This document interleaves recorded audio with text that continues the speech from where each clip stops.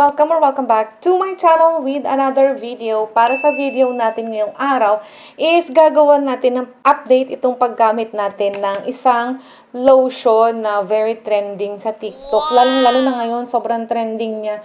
As in, and medyo nagmahal siya ng very light lang naman. So may nagtatanong kasi na after 1 month daw, ano na daw yung result, ano na daw yung naging effect niya sa akin, kung totoo ba siya na nakakaputi, kasi nakalagay dito na body lotion whitening siya. So, if you're interested to know about this lotion, just keep on watching. I just wanna be happy, happy tonight.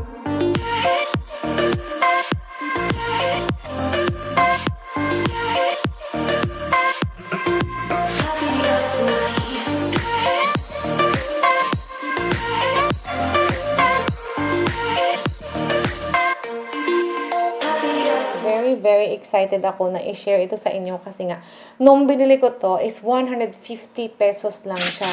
But now, naging 160 na siya, diba? Nagtaas na. And meron pa nga yung iba na nasa 179, parang ganun. Medyo nagtataas na. And siguro dahil nga nakikilala na yung product. Actually, yung brand niya naman is kilala na talaga siya before pa. Ito ay kilala sila sa makeup, and ngayon nagkakaroon na sila ng mga skincare din. So, eto po yung tadan! Ayan, yung Shawil. And meron pa naman tong laman, pero konting-konti na lang siya.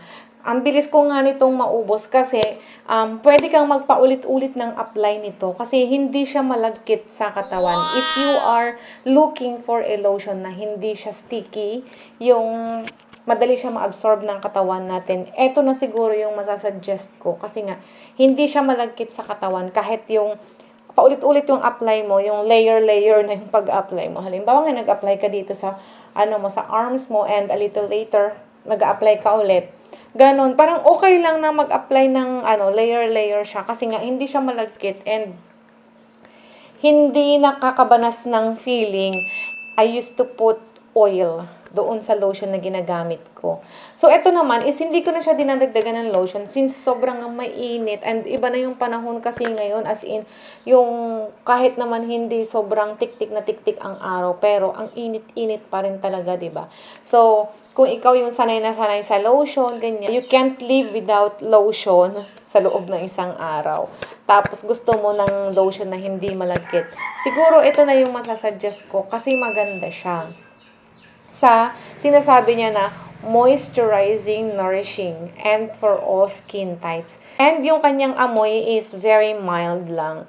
Yung hindi siya yung as in sobrang pag gumamit ka ngayon is amoy na amoy, hindi siya ganun.